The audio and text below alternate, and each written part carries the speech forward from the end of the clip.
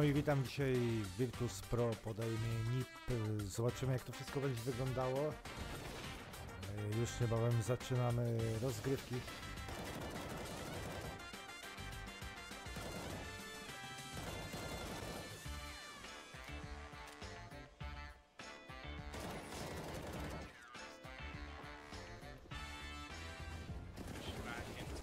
Site. S-Tag does find one, but now they beat the secondary AWP. And S-Tag is all that remains. Will be able to take down another. Switches over towards the AWP, knows that the man in CT as well, and takes down Nuke, turns it into a 2v1. He has time to play with, expects somebody to be over towards Banana, but they're both still in that CT spot. Picked up the AWP. He'll actually be able to use the smoke. He's going to go through it, going for the big plays. Asilian on the other side, finds one, and now Tensky is the only one left. He knows the AWP's there as well. He's found all the information he needed. S-Tag looking for the ace, and Tensky there to try and deny him. Tries to spot over the top of the smoke. Pop flash will be in the angle, not going to be expected. Oh, no. And what a round from S-Tag.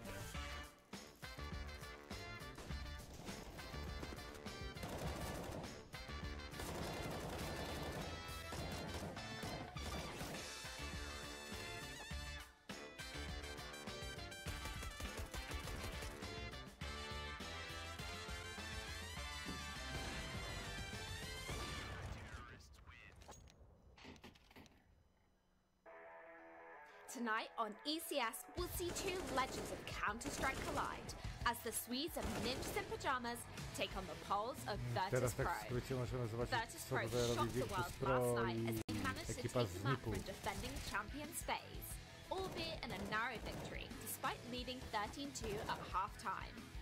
This victory will surely aid with VP's confidence going into this matchup. On the other hand, NIP's results have been very up and down as of late. With the addition of Dennis instead of Exist and new coach Peter to replace Brett, NIP have shaken things up and are hoping that these changes are enough to put them back on top. NIP will have to pull out all the stops if they hope to shut down a phase-beating VP. Don't go anywhere, two legends are about to go to war. Right here on youtube.com/FaceIt.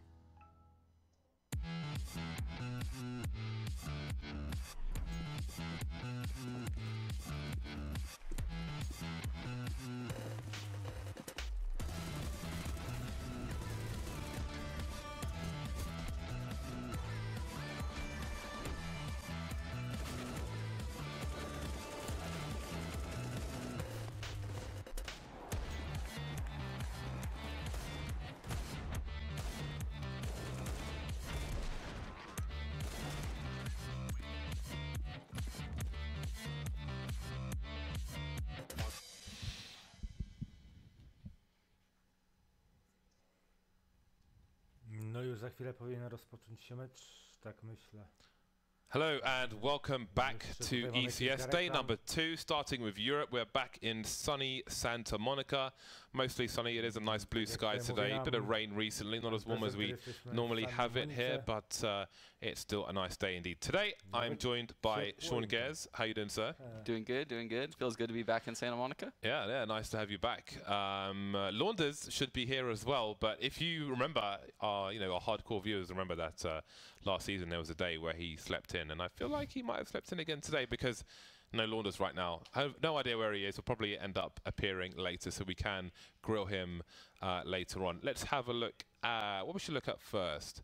Again, this is a new season, so perhaps we should look at the teams who have qualified for this season of ECS in Europe. We have North America coming up later on, of course, but for now we're going to start with Europe. So here we are.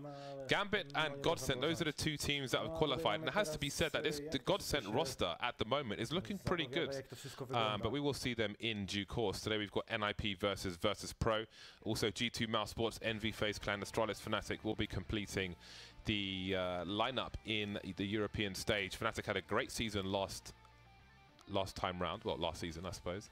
Very interested to see if they can do it this season as well. This is the format round robin, 3 points for a map win, 0 points for a map loss. Home and away, best of 1. Top 4 qualify for live finals, which are coming up in London. Tickets are available now, so we can look at today's schedule. Just 2 matches today, VIRTUS.PrO versus NIP, and we'll get the maps in a second. Seen a lot of VIRTUS.PrO recently, which is cool. So Train and Mirage, those will be the 2 maps. We're going to start on Train, which is a pick of NIP, and then VIRTUS.PrO will be taking us to Mirage, or maybe NIP will if they win the first map. NIP obviously don't have threat anymore. He's gone into the ether. He's playing PUBG with Dan on streams now. Yeah, and VIRTUS.PrO actually took out FaZe yesterday on Train. Yeah. I don't know if you saw that. I did. I'm just kidding. You saw that. I did see that. Yeah. It's too early for these things, Sean. It's too early. You can't do this to me. And here we are, straight into the match. By the way, if you're wondering where Dan is, he is on a flight here. He had a shoulder operation because he's been messing around trying to be an Olympian. Didn't work out for him. NIP not on a good start here. Pistol round of Trey, but maybe they can turn around with 2 people towards Ivy. Maybe not. Mihu taking 1. He's been good in these pistol rounds. Good for VIRTUS.PrO so far as well. 3 versus 4. The bomb moving towards the bomb train, but surely there is no plant attempts being made. There's practically no cover for the bomb. Get right, moving around, and he will get traded by Snack. Strachan might have shot him in the head or something earlier on by accident. And there is the man Forrest moving in towards the connector position with the Glock, so he is limited in range. And he has a lot to do.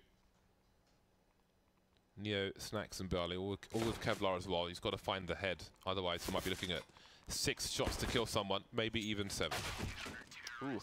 Really like the pistol round strat right there by VIRTUS.PrO. You have that top spawn of Bialy go into ladder room, and you'll see him do that a lot on gun rounds too. And then you have Mihu at Ivy with the smoke. If he does feel a rush coming, he smokes off the front of Ivy. If they go inner, he has a smoke kit for that defuse. Pretty well thought out pistol round right there by VIRTUS.PrO. Maybe trying to break that 0-17 T-side pistol streak that I saw yesterday. That is unreal. Apparently they won one. So. Yeah, that is quite shocking. 5 Deagles and Kevlar for NIP. Some teams might opt for just Deagles in this round and Deagles in the next round should they lose. But they've opted for the Deagles and the Kevlar. So if they lose this round, we might just see a clean eco from them later on. So that position was a scout. Some people call it stop sign. Some people call it camera because there's a CCTV above that area. We had discussion with Dazed about 5 and 6 train. Ah, what was the discussion yesterday? About? Well, he calls both trains 5 and 6 because he doesn't know which one to win. What? Or he can't remember and gets confused. Very nice peppering there by Mihu. And there goes Rez as well. Are you a Deagler, James? It depends on the map. I will often go to a Deagle. I love me some Deagle, but it depends on the map. It depends on where I want to go. Depends on what side I'm on. So sometimes it might be a P250 or a CZ. Like if it's like top mid, if it's top mid on Inferno and I'm on the CT side, I'll get 2 people to stack on the arch side looking into mid where the wall is. Oh yeah, because if they throw grenades, you're protected, and if somebody faces, you almost always get at least 1 kill. Yeah. And you'll avoid a lot of flashbangs as well. So it's situational. But if I'm like on my own, I might go in apps of a CZ. So it just depends. What about you? I actually don't use the Deagle. No. I use the CZ a lot. On CT side, I've been trolling with the R8 in Pugs, and it is actually so strong in Pugs. I don't feel like it's very competitively viable, but it's like a scout. It does like 80 damage a shot. So if you find a good spot to keep peeking out and getting a bullet off, it's so OP. I remember when that first came out, and I was playing with Henry G on Inferno, and it basically fired AWP bullets.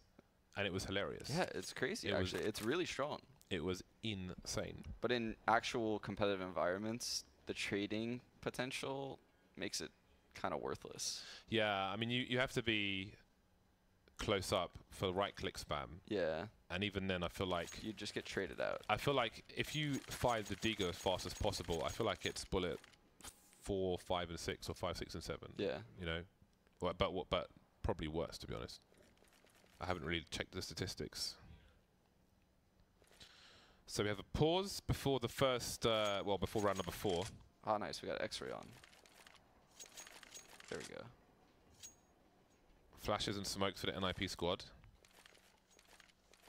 So rumors of Exist going to Fnatic. Yeah, I don't get it. I honestly don't understand. Yeah, a lot of people are saying that, but it's hard to see what is going on in terms of leading and mid-round calling from the outside. You know, so why they would do that is very curious. I mean, those Fnatic guys have always been superb at mid-round calls. Like their mid-round calls have always been really good. You could tell they all have really good understanding of rotations.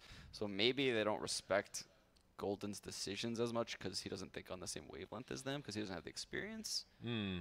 That's literally the only thing I can think of, you know? It's curious, but though, because one of the issues there is like they needed somebody from the outside to have a different pair of eyes to change the way they approach things, because if you just do things the same all the time, which has been a criticism of NIP, then people just know what to expect and it's easier to exploit you. I remember they did say when Golden was new to the team, I don't know if it was E-League or somewhere else, that he was like Pronax in that, or at least they were like when they were with Pronax, in that they would set up a T side the same, a T round the same, and then vary it towards the second half, towards the late game. Like they'd have on Inferno, they might throw the smokes deep, Arch and Library, for example, that kind of thing. But sometimes they might wrap to B, sometimes they might make a play towards A. So similar looks, different end products. Yeah. It's always really strong. Yeah, Fnatic looked really good strategically. But I always thought Fnatic had quirky ideas. Even when Flusha was in-game leading, he found, I don't know if it was him finding it or other people, but I always would see Fnatic bust out a smoke that I'd never seen, which was interesting because you wouldn't think of Fnatic as being that team. But when Flusha was in-game leading, that happened a lot. So maybe Flusha thinks he can go back to doing something like that, and they could have the same success. Maybe they want Exist in-game lead. I have no idea. It's kind of crazy. Yeah. Exist he is a strong fragger. Oh, he's a very strong fragger, Yeah. Very curious to see how that goes. Do you do this when you have downtime? Whip to heads?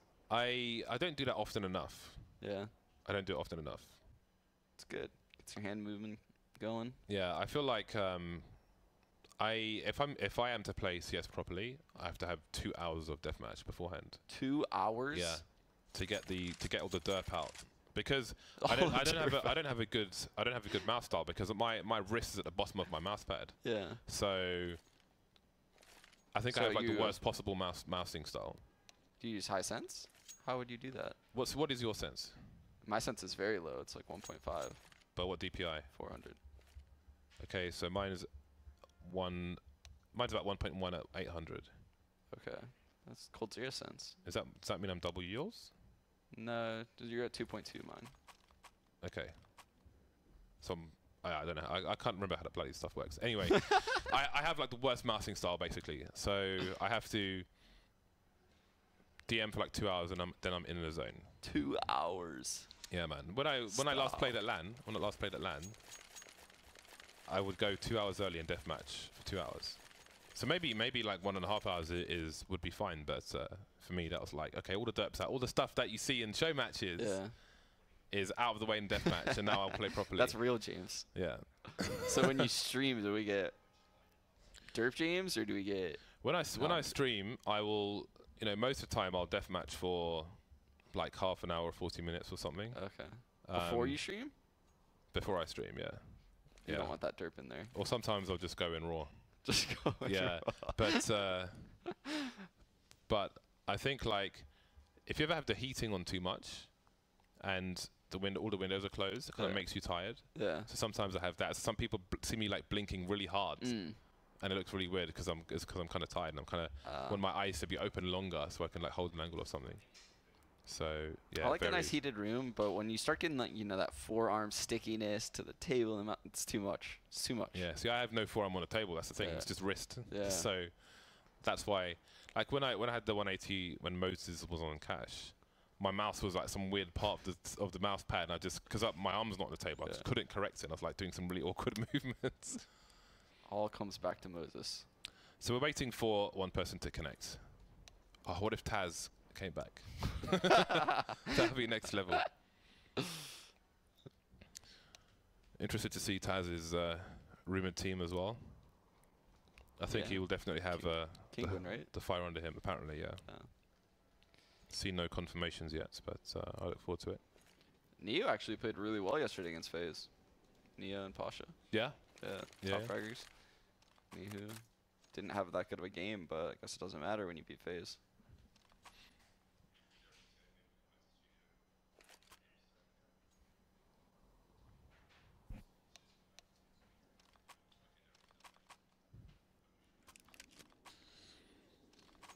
All right, there we go.